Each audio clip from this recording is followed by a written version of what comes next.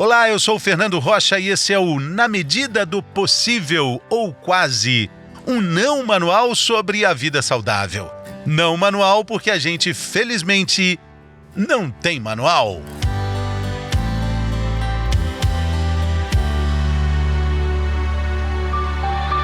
Nesse tempo nublado de pandemia, uma das perguntas mais frequentes nos sites de busca na internet tem sido essa: por que devemos acreditar na ciência? Existem hoje quase 4 milhões de respostas no Google para esse único ponto de interrogação.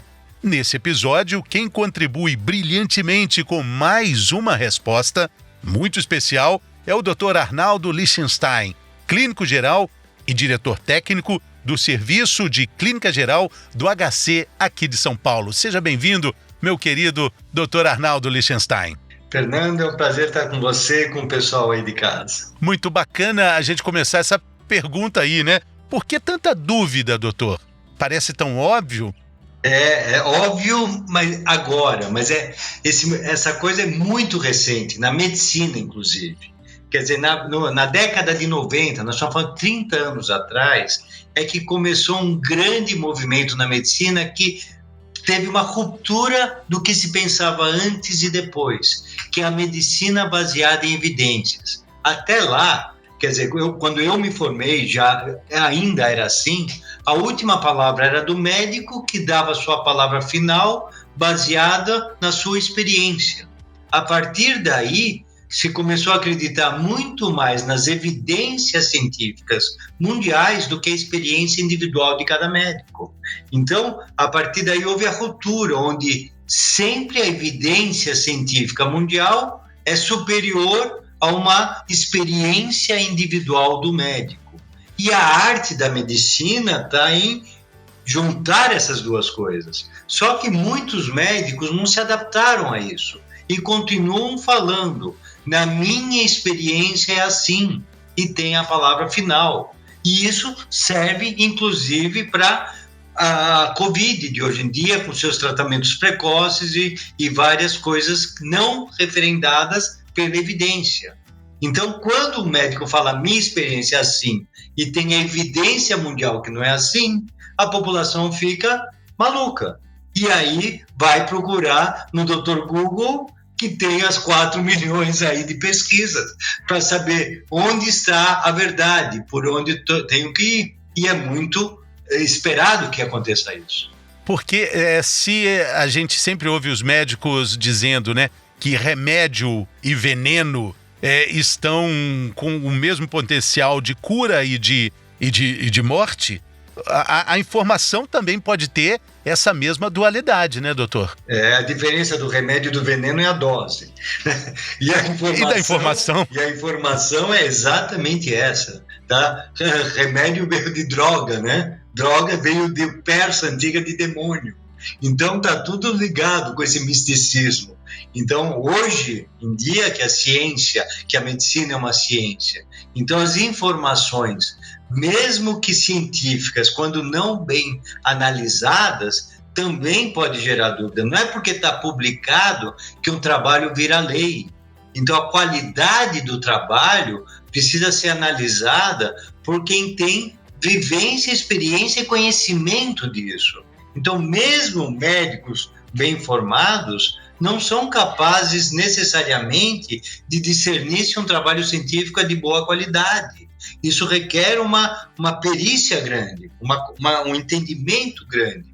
E isso, infelizmente, não é o comum no Brasil e nem no mundo. Mas, doutor, sendo a medicina uma ciência de verdades transitórias, se a gente olha pelo retrovisor do tempo, a gente encontra essa transição de verdades, essa evolução de definições. De conhecimento. Isso, de certa forma, também atrapalha ou confunde o fluxo de informações, né? Mas isso é a ciência. A ciência é assim. A ciência é o questionamento contínuo. É o questionamento de verdades, de tijolinhos colocados a cada descoberta. Então, ninguém descobre e constrói uma parede. Isso é muito raro. São tijolinhos de cada conhecimento e construindo uma verdade. Então, isso é lento. E isso daí é dinâmico. Então, se põe um tijolinho, depois se vê que está mal assentado, se tira o tijolinho, se coloca outro até formar uma parede sólida do conhecimento científico. Isso que é o bonito da ciência. Eu, quando aprendi medicina, se eu usasse a medicina que eu aprendi há milênios atrás, seria hoje preso, porque são verdades erradas, que eram ditas verdades. Então, esse contínuo aperfeiçoamento e reciclagem, isso é uma outra variável na medicina, quer dizer, o médico tem que se reciclar continuamente. Então, isso em todas as áreas, mas na medicina é particularmente importante, porque as verdades são aperfeiçoadas e muitas se mudam. Às vezes radicalmente, né, doutor? No percurso natural do tempo que corre sobre o tempo, existem muitos conflitos quando a gente coloca na mesma frase ciência e fé. Mas em tempos de pandemia, esse conflito fica maior? Nossa, bom, Einstein era o maior cientista da humanidade, né? Pelo menos um dos grandes cientistas, se não for o maior. Ele tinha muita fé. Ele tinha muita fé, acreditava muito em Deus. Então não são excludentes, só não pode ter contrapontos, se somam. A fé, sem dúvida, que tem papel importante na cura, não só a Covid, na cura e no crescimento individual. Tem sim. Quer dizer, falar que, por definição, um cientista é ateu, não é verdade. Não é verdade. As coisas se somam. E isso é a beleza também do mundo. Atualmente, a gente enxerga o nosso tempo atual com essas nuvens de dúvidas e de tanta angústia por causa dessa pandemia da Covid, não é, doutor? E como é que a ciência sobrevive a isso tudo? Esses 4 milhões de perguntas nos sites de busca refletem muito essa angústia, né? E aí a gente cai aqui para essa coisa mais recente da luta, do fla-flu que existe com relação a tratamentos precoces. O fla-flu, nem o fla, nem o flu estão certos. Quer dizer, quando existe esse choque e não se tem argumentação e discussão, esse é o erro. Então, as duas partes estão erradas quando entram no fla-flu. A alternativa para isso é a discussão, é o debate, é o crescimento. Quer dizer, então, isso faz parte da ciência. Quando se existe questionamento, discussão, isso faz crescer.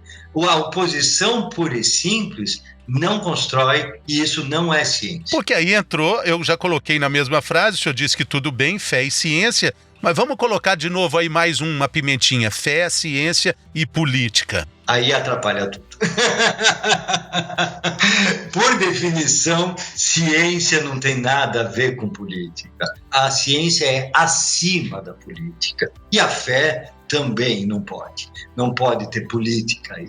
Quer dizer, a fé eu acho que é até superior à religião, mas eu não vou entrar nem nisso. A fé é acima disso e a ciência é acima disso. São dois patamares que não conversam. A política, como vemos hoje, né? Quer dizer, a política é ruim, é agressiva, é tóxica.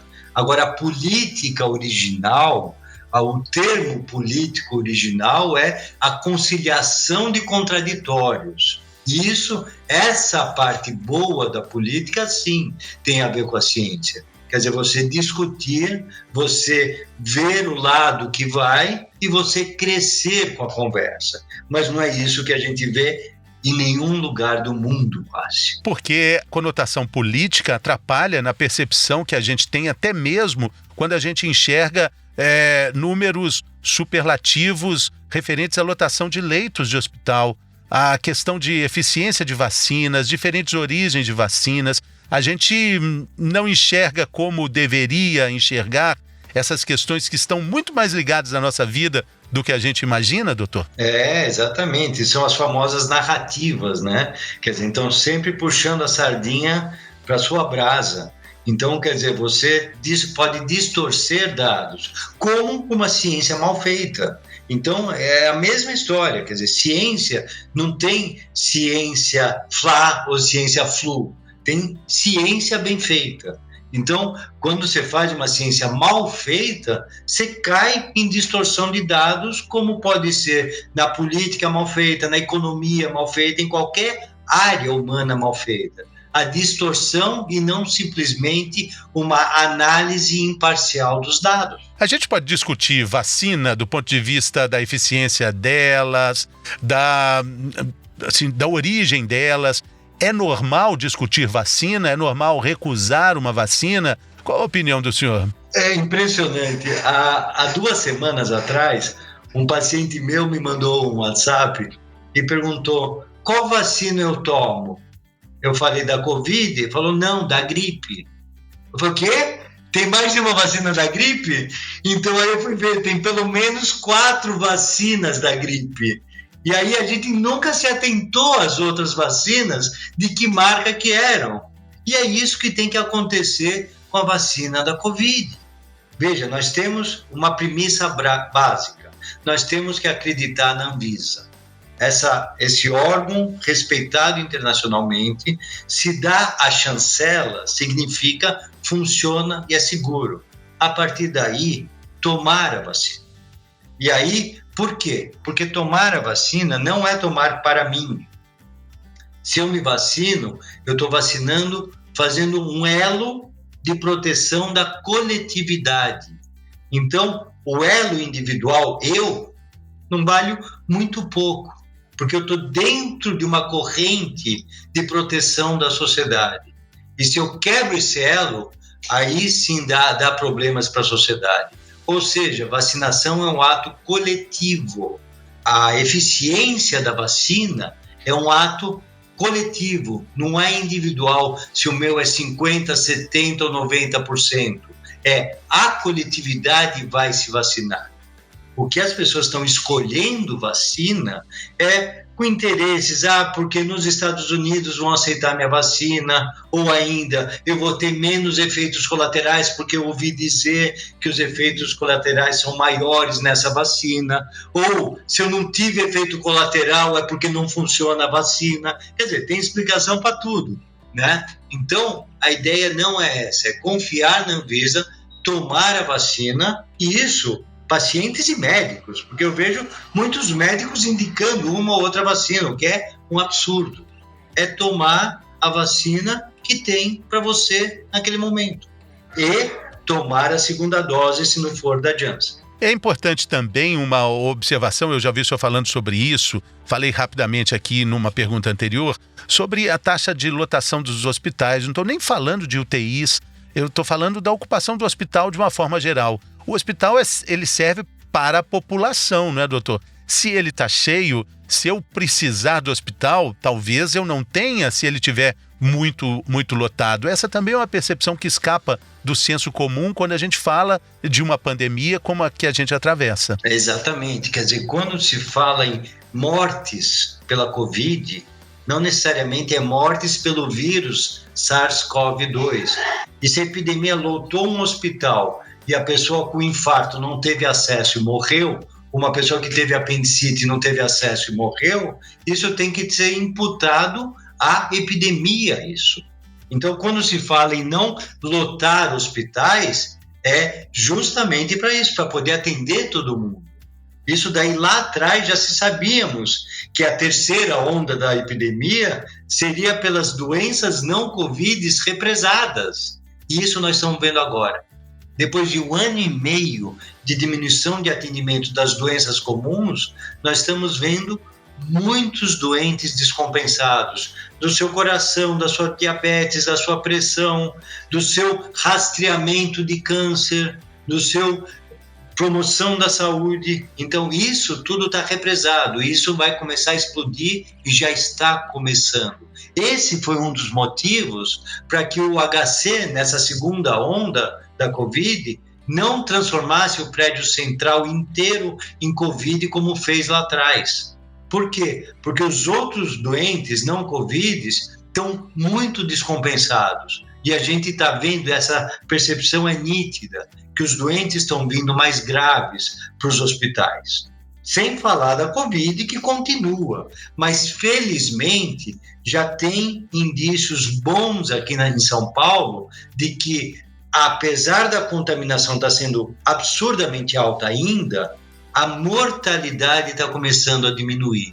Isso é efeito da vacina. Doutor, para a gente caminhar agora para o fim, a gente precisa abordar um pouco mais sobre algo que se confunde com a verdade transitória, ciência, falando, como nós falamos aqui, de tratamentos precoces, né?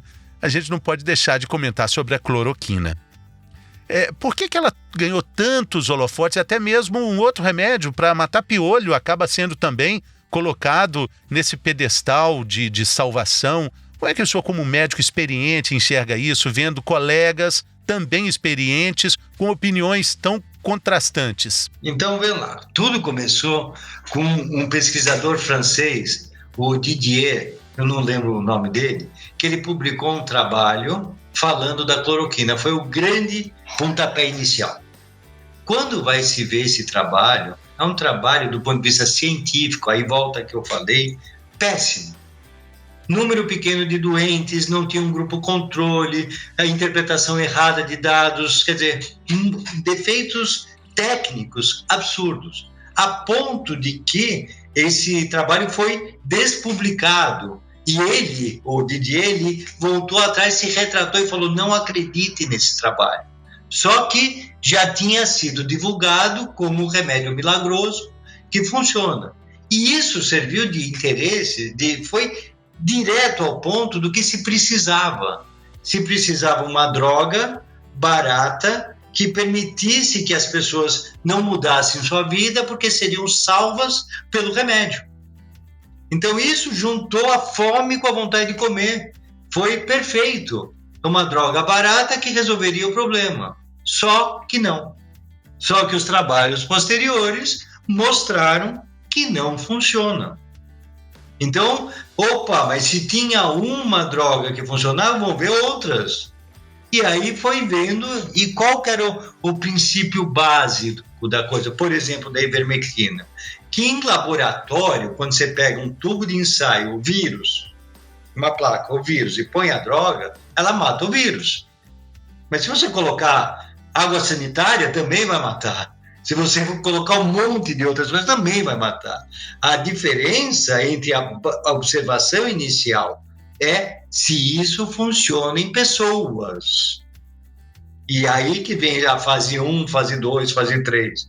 Não funciona em pessoas. E isso já foi demonstrado. Só que a esperança foi maior que a ciência. A fé foi maior que a ciência. E as pessoas usaram isso na esperança de combater o vírus. Aí entrou a ciência para balizar a fé e não mostrou. Foi mais e ou aí menos... depois a política vem balançando esse frasco aí de forma maluca. O bolo aí. Aí deu tudo errado. Bom, Dr. Arnaldo Lichtenstein, muito obrigado pela generosidade dessa conversa. Acrescentou mais alguns pontos importantes nesses 4 milhões de respostas que as pessoas procuram quando colocam lá: devemos acreditar na ciência? Acho que é um sim em letras garrafais, né, doutor? Sim, na boa ciência.